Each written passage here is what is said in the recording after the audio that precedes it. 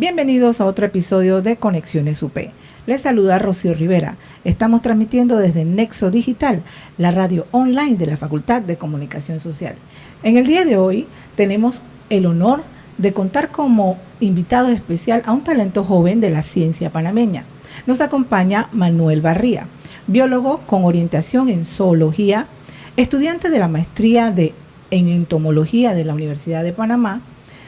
Es investigador especializado de la superfamilia Scaraboidea, grupo que incluye a los fascinantes escarabajos. Su trabajo científico ha permitido la identificación de sus nuevas especies de escarabajo endémico en Panamá.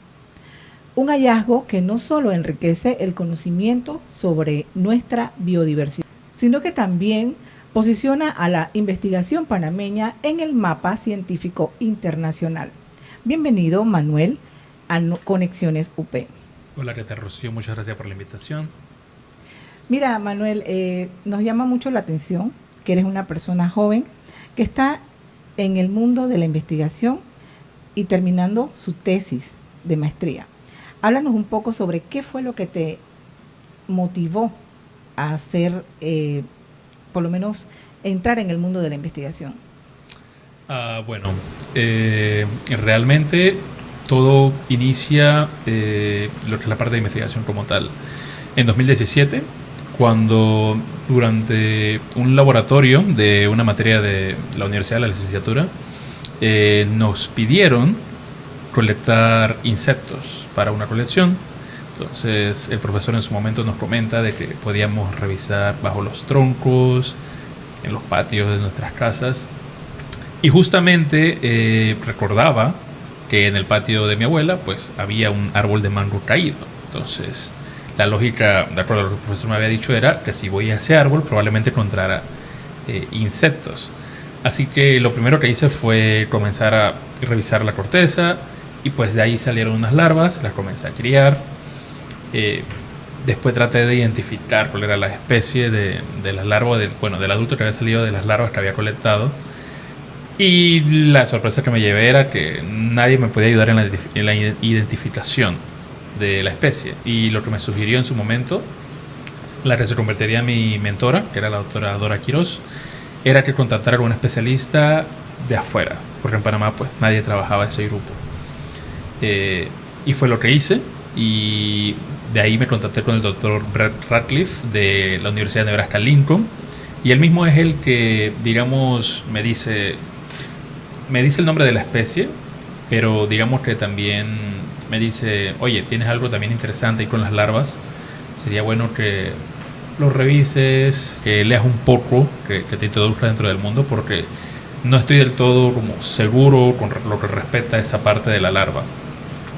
Y a partir de ahí entonces es que decido comenzar, quizás un poco inconscientemente, el grupo de los escarabajos, porque inicialmente mi idea no era trabajar ni siquiera los animales actualmente vivos. Mi idea inicial era estudiar paleontología.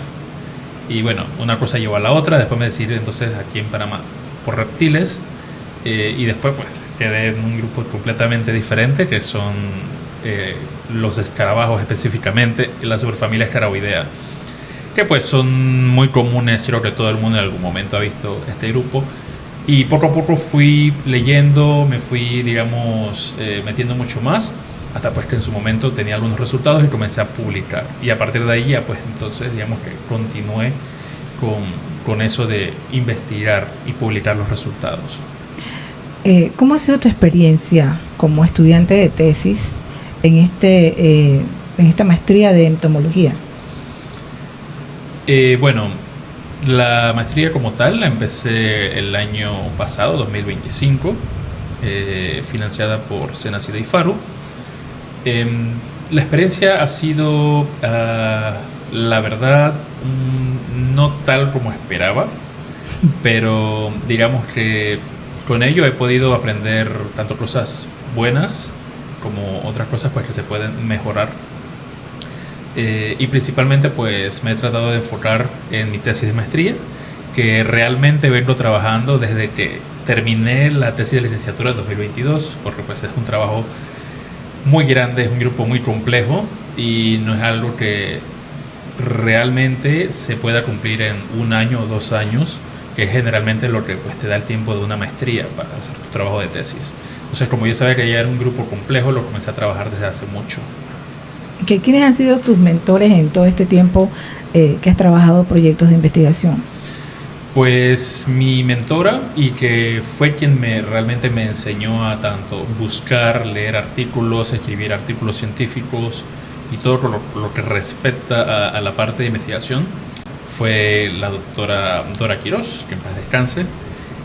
Fue como una segunda madre realmente. Ella me enseñó desde cero todo, porque cuando tú entras a una licenciatura no te enseñan a realmente escribir un artículo científico, a cómo se hace investigación, qué debes hacer, qué no. Todo ese tipo de cosas realmente no te la enseñan. Y pues tuve la ventaja de que ella me corregía, me decía: Manuel, esta es la forma de escribir, esto no se dice así, se dice de otra forma, puede buscar en estas fuentes. Y fue mi primera mentora aquí en Panamá, y realmente fue la que, digamos que, me guió por ese paso de investigar lo que era mi área. Y ella me decía: Manuel, usted se va a volver el especialista. O sea, en algún momento usted va a saber más que yo, porque ella trabajaba realmente, era díptera, moscas, unas mosquitas.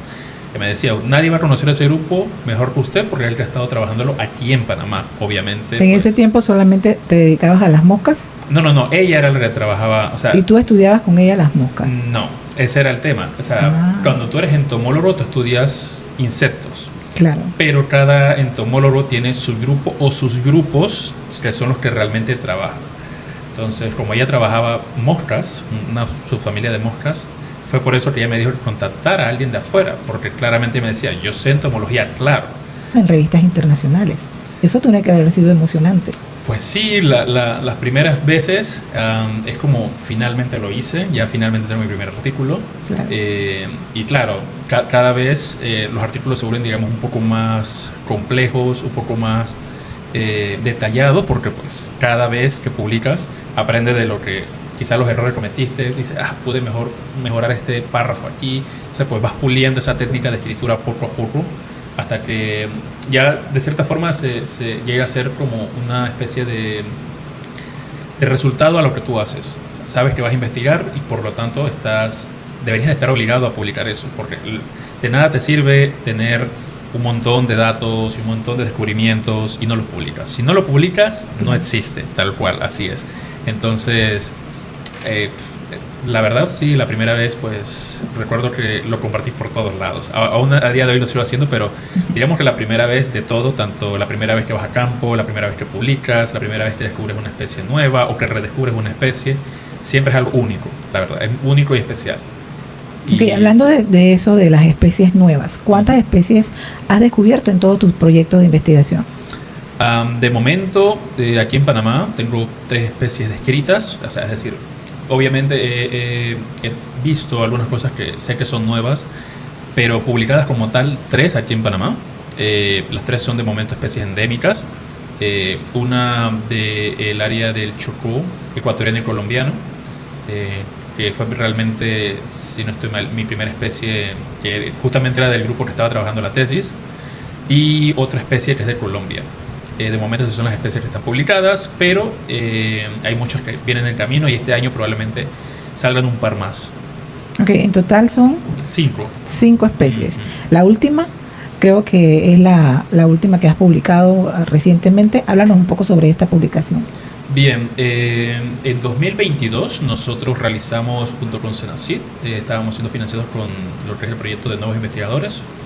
Mi persona junto a mi amigo y colega Carlos Gómez, que casualmente también es estudiante de la maestría en entomología, y estábamos haciendo un estudio en Santa Fe, en la provincia de Veraguas, y en el área de El Pianista, en Chiriquí, con tal de ver la diversidad de insectos a diferentes composiciones boscosas, que es principalmente ver cómo cambian estos escarabajos en un área perturbada, que es un potrero, un área de transición, que sería, digamos, ese límite entre lo que está completamente deforestado y donde inicia el bosque, y un área completamente pristina.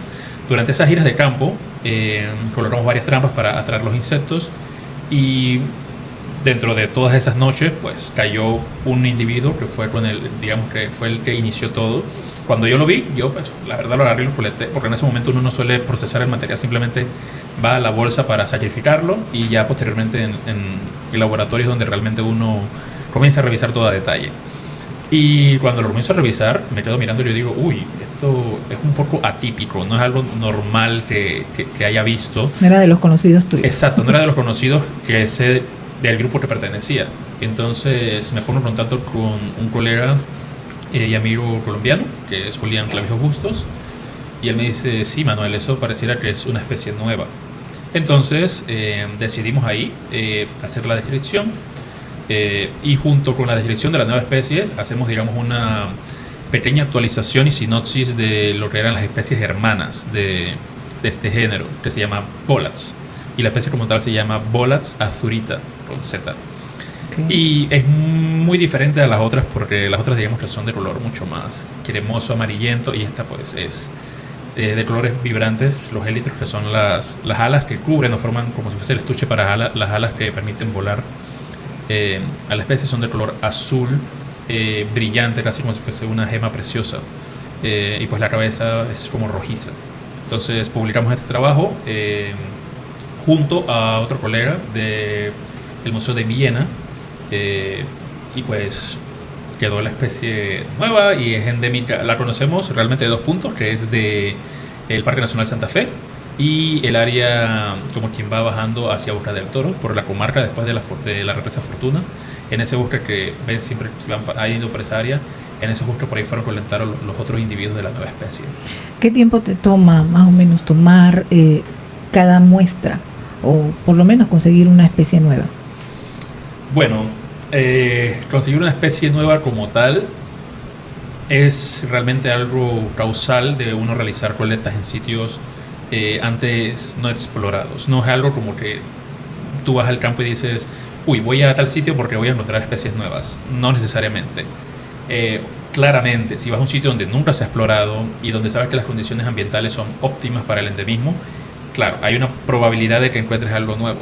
Pero eso siempre y cuando conozcas el grupo. También está eso, y es lo importante de cuando uno se especializa en un grupo. Entonces, cuando conoces un grupo también, al revisar los individuos, si sabes lo que está en tu país y en los países vecinos, de una vez tú dices, uy, esto está raro, esto parece nuevo. Y ahí comienza, digamos, la fase de investigación. Claramente, entre más grande es un grupo, más tiempo puede tomar. Puede tomarte unos días, como puede tomarte semanas, como puede tomarte meses. Porque digamos que describir una especie nueva, aunque suena algo como muy sencillo de encontrar algo nuevo, realmente es un proceso de investigación largo, porque tienes que asegurarte de que lo que realmente tú estás describiendo no es algo que puede estar descrito quizás para Colombia o Costa Rica y tú no lo conoces, o inclusive puede ser alguna especie que quizás está reportada para Venezuela, Ecuador, o digamos más hacia Norteamérica, esa parte. Puede pasar, porque hay muchos especímenes de que solamente tenemos el nombre en donde fue publicado y no sabemos cómo luce. Entonces es un poco detectivesco, pues ponerse a investigar de que, ok, más o menos sé por dónde va, entonces comienzo a investigar, y ya cuando uno tiene, digamos, esa certeza, o bueno, ese 99.9% de seguridad, entonces uno dice, ok, es algo nuevo, vamos a publicarlo. Y ahí entonces pues comienza toda la parte más descriptiva, que es agarrar el animal y uno parte por parte lo va describiendo como luce. ¿Qué métodos? Me dijiste que trataban de buscar con lámparas, pero ¿qué otros métodos utilizan aparte de este tipo de capturas que ustedes hacen nocturnas? ¿Qué otro tipo de método utilizan? Bueno, es que depende realmente del tipo de... O sea, la superfamilia escaroidea como tal tiene diferentes familias que tienen diferentes hábitos. Tenemos los pasálidos, que son encontrados en los troncos. Probablemente todo el mundo lo ha visto alguna vez. Son estos que son negros, aplastaditos, que parecen un tanque. Esos siempre están en los troncos. Ellos se alimentan principalmente de madera de descomposición. Por lo tanto, una luz no va a ser lo mejor, necesitas hacer colecta manual. Tienes otros que se alimentan de frutas. Entonces tienes que poner trampas con atrayentes de frutas, como puede ser, principalmente suele ser piña con cerveza o con vino. Para atraer esa fermentación de frutas, los atrae a ellos. Llegan ahí al cebo. Tenemos los coprófagos, que quizás son los menos favoritos a la hora de colectarlos, porque hay que utilizar heces hay que poner trampa cebo, que es prácticamente pues, es una trampa de caída, un embudo, y arriba se pone el cebo para que cuando vienen volando, ¡pum!, caen dentro de lo que es el contenedor con alcohol para certificarlos. Y claro, también está la trampa de luz, que es probablemente la más utilizada, pero digamos que pues, esto funciona mucho más para los individuos nocturnos. Hay diurnos que sí o sí debes de estar buscándolo en las flores, si se están alimentando de quizás alguna hoja, en el dosel, con redes entomológicas. Y claro, también depende del grupo. No vas a colocar quizás una trampa de heces para mariposas, porque principalmente no es su hábito, no es lo más adecuado. Ahí lo más probable es irte a un sitio donde sabes que hay flores y puedes buscar lo que son las redes. Y claro, también está la otra, que digamos que no es un método de colecta, pero es una forma de revisar material, que es cuando revisas colecciones en los diferentes museos. Ahí puedes encontrar cosas que probablemente no habías visto o habías colectado antes. ¿Por qué es importante documentar cada nueva especie encontrada? Bien, principalmente porque no podemos proteger lo que no conocemos. Creo que es una frase muy dicha y es muy cierta. De nada realmente sirve estudiar ecología, planes de conservación, si realmente tú no sabes lo que tú tienes en tus bosques. Claro, tenemos los mamíferos, las aves, los reptiles, los anfibios, que son grupos relativamente grandes y relativamente bien estudiados, pero ignoramos, digamos, a los que suelen estar más aislados pues no son quizás tan queridos por las personas porque piensan que le van a hacer algo, que son los insectos. No lucen quizás atractivos para la mayoría, pero de hecho la mayoría de los grupos superiores se alimentan de ellos. Es la cadena trófica tal cual. Son consumidores primarios y por lo tanto, pues si no los estudiamos a ellos, que son mucho más diversos que los otros grupos, estos planes de conservación, digamos, que están un poco entonces sesgados. Siempre debemos tratar de ir a estos sitios nuevos y pues si usted trabaja, vamos a decir un ejemplo, avispas o abejas, en esos sitios tratar de revisar qué es lo que hay, porque también es importante conocer la distribución de las especies. No puedes hacer un plan de conservación con un sitio que te dices, no, es que esa especie solo existe ahí. Realmente no lo sabes porque prácticamente todo lo que es el área del Caribe panameño, todo lo que es la cordillera central, eso no se ha explorado. Y parte también de lo que suele ser el Darién no está explorado tampoco. Entonces, o sea que ya pueden encontrar también especies nuevas y no lo saben. Es muy probable. A ver, casualmente para la tesis, que es el género de escarabajos de mayo Phyllophora, la mayoría de especies nuevas que están saliendo son de sitios que anteriormente no se habían colectado. Y muchas de ellas son de Darién y la cordillera central. Eso lo que nos dice es de que en efecto hay cosas nuevas allí, solo hace falta ir y ese grupo que tú trabajas o quieres trabajar, es muy probable de que encuentres algo nuevo, porque pues son sitios que por su geografía y las condiciones ambientales da mucho a lo que es el endemismo, es decir, la vas a encontrar en un rango muy estrecho a lo que puede ser, digamos, no sé, quizás el mosquito. O sea, el mosquito lo vas a encontrar porque tiene un rango de plasticidad ante las condiciones ambientales muy amplio, es decir, le da igual si hace calor, le da igual si hace frío, el mosquito va a estar ahí. Hay insectos que no, hay insectos que donde tú le cambies únicamente la temperatura o un poco lo que es la humedad, ya el ciclo pues de su vida se ve interrumpido y poco a poco va disminuyendo las poblaciones y comenzamos a tener lo que son las extinciones locales y posterior se va extendiendo hasta que pues, desaparece la especie y a veces ni nos dimos cuenta de que había algo nuevo porque simplemente no se estudió, las condiciones cambiaron y desapareció. Por eso es importante, siempre que se va a campo, colectar todo lo que se pueda, dejarlo identificado y dejarlo depositado en una colección, por si no es algo que tú trabajas, pero quizás alguien sí. Claro. Entonces ahí está la importancia también de la colaboración con los diferentes entomólogos y científicos. Hablando de la importancia ambiental, como estabas mencionando, que hay cambios, ¿verdad? ¿Cómo contribuye la entomología a la conservación ambiental en este tipo de casos?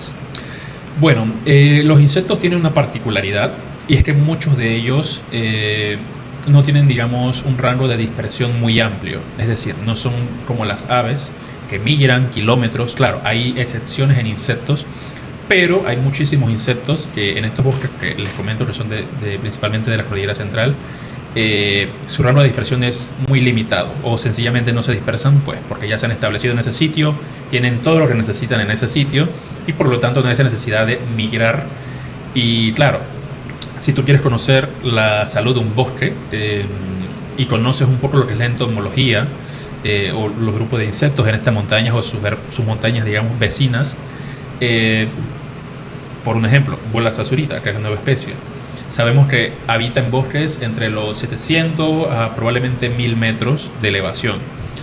Entonces, si yo conozco la distribución de la especie, yo voy a un bosque que está dentro del rango de lo que es la distribución como tal. Y yo veo que hay muchos árboles talados, hay mucha quema, hay cualquier tipo de actividad que pueda perturbar el ecosistema. Y comienzo a hacer mis colectas de campo y veo que no colecto Bolas azurita.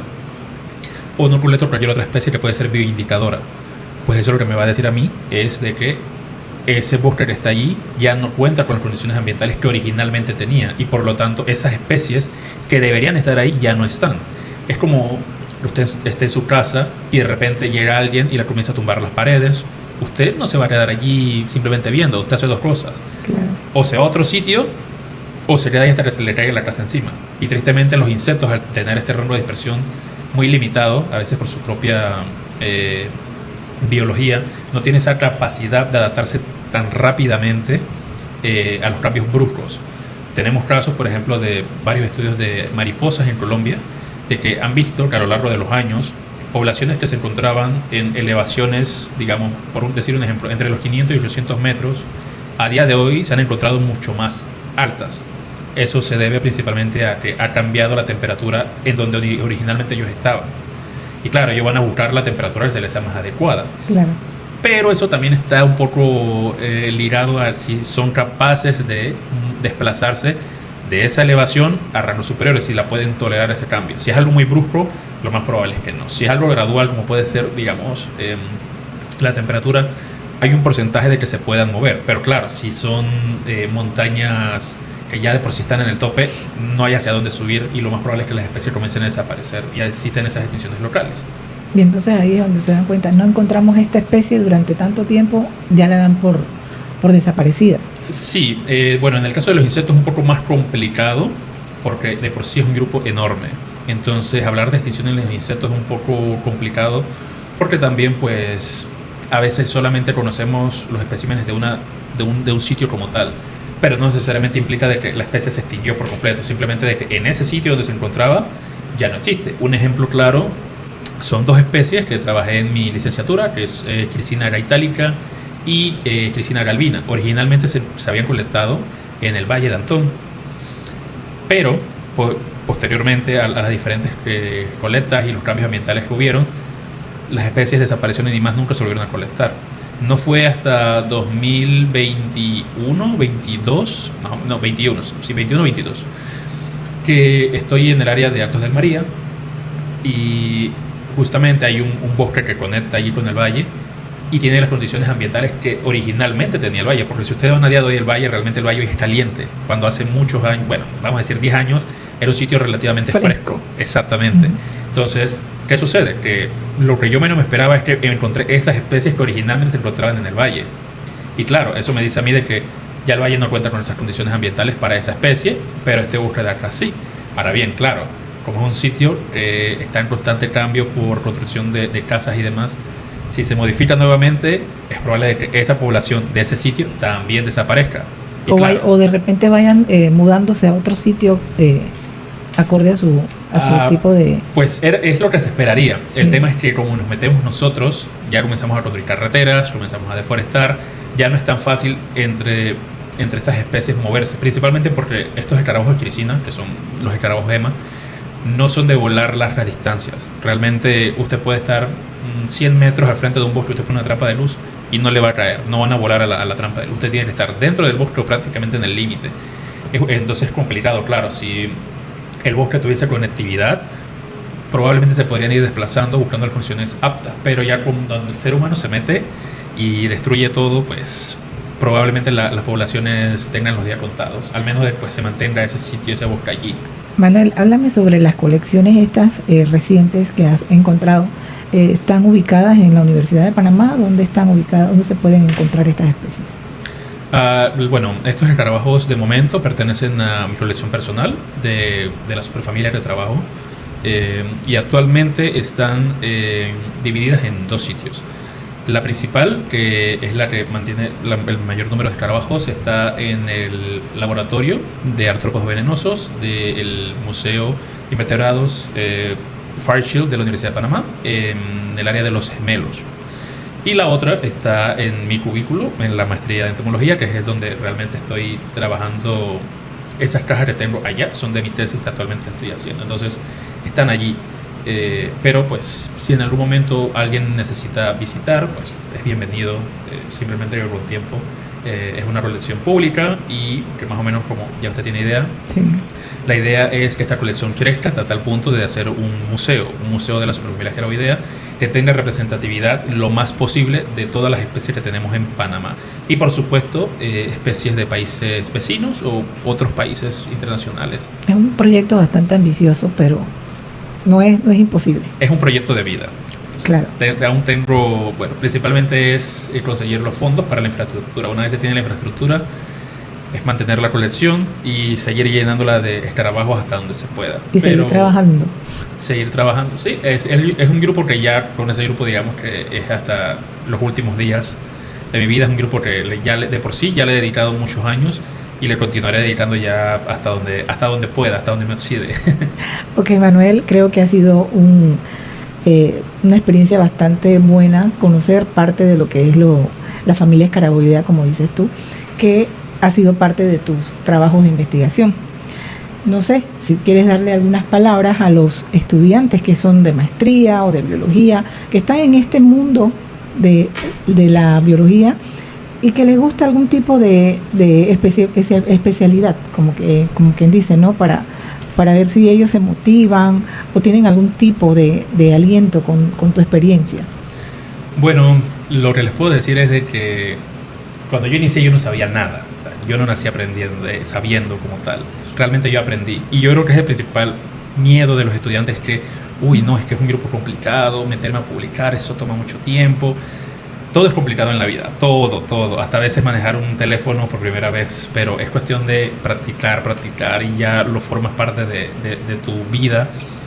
Y si entran en una carrera científica, traten de siempre ir con la mentalidad de yo quiero publicar, yo quiero dejar una huella, yo quiero dejar un legado. Porque hacemos ciencia realmente no solo porque nos gusta, sino porque necesitamos dejar allí un legado, una semillita, ¿no? En este caso, todo lo que hoy en día nosotros sabemos y ponemos en práctica es porque anteriormente otras personas que nos precedieron dejaron su legado. Y ese legado nos motivó a nosotros, quizás de forma consciente o inconsciente, a hacer investigación o estudiar un área científica o cualquier carrera en particular. Tenemos a alguien que nos influenció y decimos, yo quiero ser como esa persona. Pues no tengan miedo. Obviamente los insectos son muchos, pero al ser muchos, entonces hay para todos. No es un grupo que tienen que tenerle miedo y no tienen que tener miedo de especializarse en un grupo o en varios o saber que te vas a tener que leer o pues quizás hablar otro idioma o varios idiomas. Realmente es un mundo muy fascinante porque aparte de tú conocer varios especímenes, también vas a sitios que tú nunca quizás habías pensado o has soñado y que probablemente dentro de las millones de personas que vivimos en Panamá, solamente tú y un par van a conocer ese sitio. Aparte de eso, vas a conocer a muchos especialistas internacionales y al trabajar estos grupos que no han sido trabajados, ténganlo por seguro de que los van a contactar, los van a llamar, le van a ofrecer fondos, le van a ofrecer becas para que ustedes realicen viajes, visiten estas colecciones o sencillamente para tener su consulta como especialista de los grupos. Y creo que eso es lo más bonito de tener ese reconocimiento tanto de parte de tus colegas como también internacionalmente. Saber de que lo que estás haciendo realmente importa, hay gente que les importa y que lo que tú sabes no queda solamente encasillado a Panamá, sino que va a ser muy valorado afuera. Entonces, métanse y así como tal cual como se meten en un bosque, métanse a ver qué encuentran, porque no les voy a decir, este grupo les va a gustar. Cada quien va a terminar amando un grupo diferente. O sea, el mío fue escarabajos, cuando ya les dije inicialmente, lo mío era reptiles, y antes de eso eran el área paleontológica, de fósiles realmente. Y pues aquí estoy, de fósiles a escarabajos, algo que por ningún lado alguien pensaría. El mundo de la biología es bastante grande, así que creo que para escoger hay bastante. Exactamente. Solo es cuestión de que se atrevan y no tengan miedo. Claro. Bueno, con esto agradecemos tu participación, Manuel. Ha sido muy interesante todo. Y con esto llegamos al final, invitándoles al próximo programa de Conexiones UP, todos los jueves a las 10 de la mañana. Soy Rocío Rivera. Los esperamos.